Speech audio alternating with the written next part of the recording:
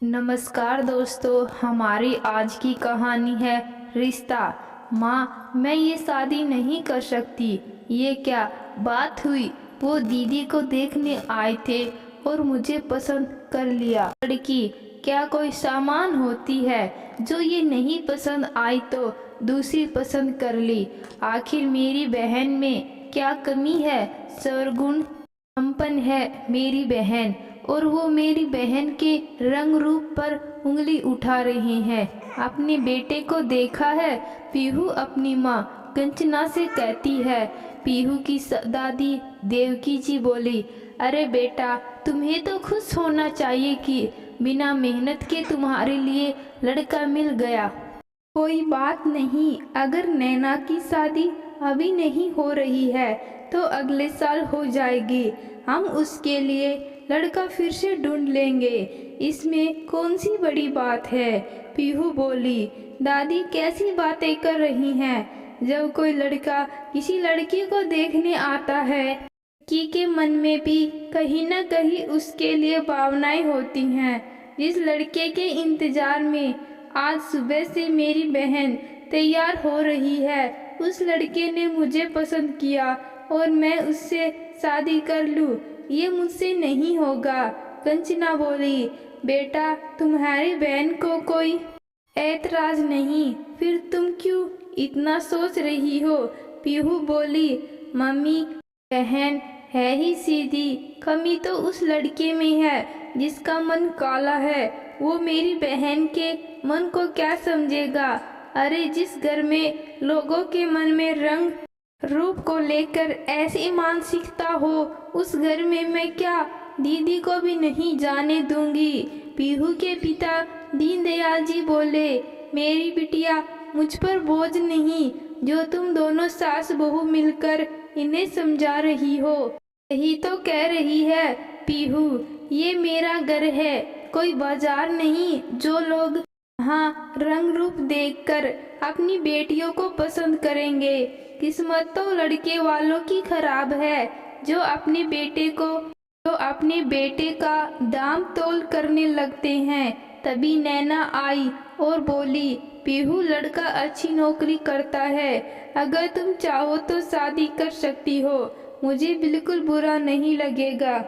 पीहू बोली, दीदी कैसी बातें कर रही हैं? जिस लड़के ने मेरी बहन को ठुकराया, मैं उसे अपनाऊंगी कभी नहीं। मैं अपने पैरों पर खड़ी हो जाऊंगी, फिर पापा लड़का ढूंढने नहीं जाएंगे। लड़के वाले खुद पापा के पास मेरा हाथ मांगने आएंगे। ये लड़का अगर दुनिया का आखिरी लड़का भी हुआ तब भी मैं उससे शादी नहीं करूंगी। इतना कहकर पीहू चली गई। करीब एक हफ्ते बाद लड़के वालों का फोन आया। लड़के की माँ बोली, भाई साहब, आपने विवाह के विषय में क्या सोचा है? दीनदयाल जी बोले, माफ कीजिए आपके घर हम अपनी कोई भी लड़की नहीं देना चाहते। लड़के की माँ को ये बात बुरी लगी और वो भला बुरा कहने लगी। तभी पीहू ने फोन लिया और बोली, मैं लड़की हूँ, शोरूम की साड़ी नहीं की, बड़ी बहन पसंद नहीं आई तो छोटी बहन से शादी करवा दो।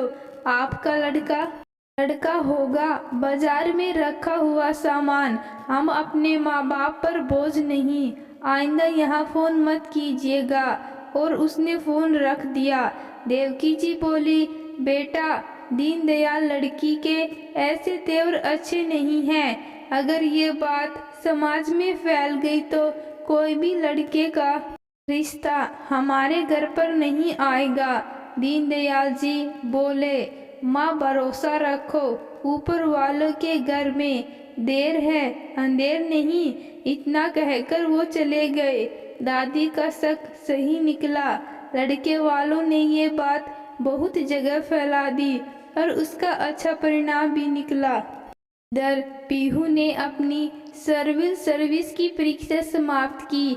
उसे भरोसा था कि कुछ अच्छा परिणाम ही निकलेगा। करीब एक हफ्ते बाद दीनदयाल जी को रमेश बाबू का फोन आया और उन्होंने कहा कि हम आपकी बेटी के रिश्ते की बात करना चाहते हैं। तो क्या हम आपसे मिल सकते हैं? उनका स्वागतम किया। दीनदयाल जी ने अगले हफ्ते रमेश बाबू, जिन्हें नैना के बारे में कहीं से पता चला था, वो घर पर आए। उन्होंने सारी बात बताई। फिर बोले, आपने जिस तरह से लड़के वालों को मना किया, ये बात सुनकर हैरानी भी हुई और अच्छा भी लगा कि मन की बात साफ साफ करने वालों के बच्चों का मन भी साफ होगा। दीनदयाल जी बोले, मैं आपको बता देना चाहता हूँ कि मैं अपनी बेटी की शादी पहले करूँगा, फिर छोटी बेटी की शादी करूँगा। रमेश बाबू बोले, जी बिल्कुल, हम आपकी बड़ी बेटी के लिए ही अपने बेटे का रिश्ता लेकर आए हैं। मेरा बेटा मल्टीनेशनल कंपनी में मैनेजर की पोस्ट पर है। हमें दहेज नहीं चाहिए, बस हम इसलिए आए हैं कि आपका परिवार खुले विचार का है। हमें ऐसा ही परिवार चाहिए। दोनों में बातचीत हुई। नैना को भी लड़का पसंद था, तो रिश्ता तय किया गया। सब बात कर रहे थे, तभी पीहू बाहर से दौड़ती हुई आई।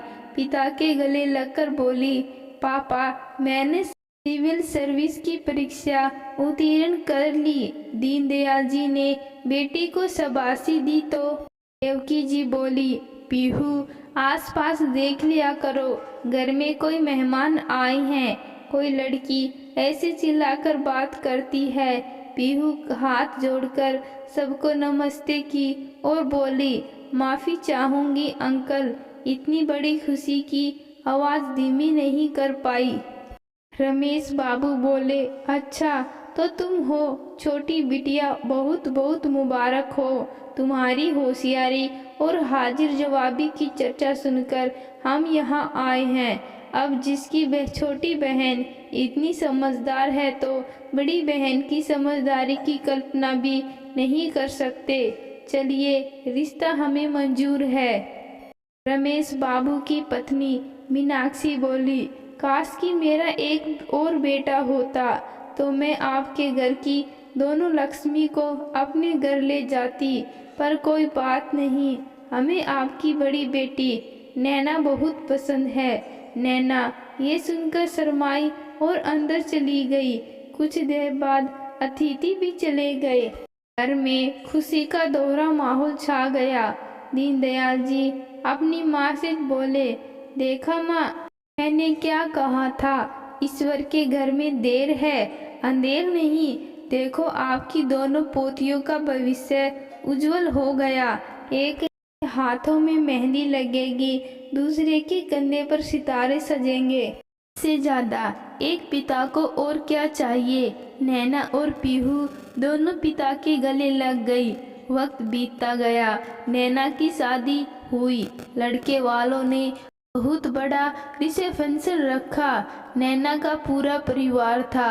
वहाँ वो परिवार भी था जिसने नैना के लिए इनकार किया था। हर कोई नैना की शालीनता को देखकर तारीफ कर रहा था, तो वो मुंह बना रहे थे। तभी पीहू उनके पास जाकर बोली, आंटी जी, रंग रूप पर टिप्पणी करने वालों के घर में अब कोई भी अपनी लड़की नहीं देता। ऐसा ना हो कि आपका लड़का कुंवारा ही रह जाए। उस रोज उस महिला अतिथि को नैना को देखकर अपने बेटे के लिए अफसोस हो रहा था। आज कंचना और देवकी जी को अपने दोनों बेटियों पर फक्र हो रहा था। उन्हें एहसास हो रहा था कि उनकी सोच कहीं न कहीं गलत थी। बेटा बेटी में कोई फर्क नहीं होता। अगर बेटियों को काबिल बनाया जाए तो लड़के वाले के सामने से रिश्ता लेकर आते हैं और माँ बाप को सम्मानित करते हैं। दोस्तों, आज की कहानी आपको कैसी लगी कमेंट बॉक्स में ज़रूर बताना। धन्यवाद।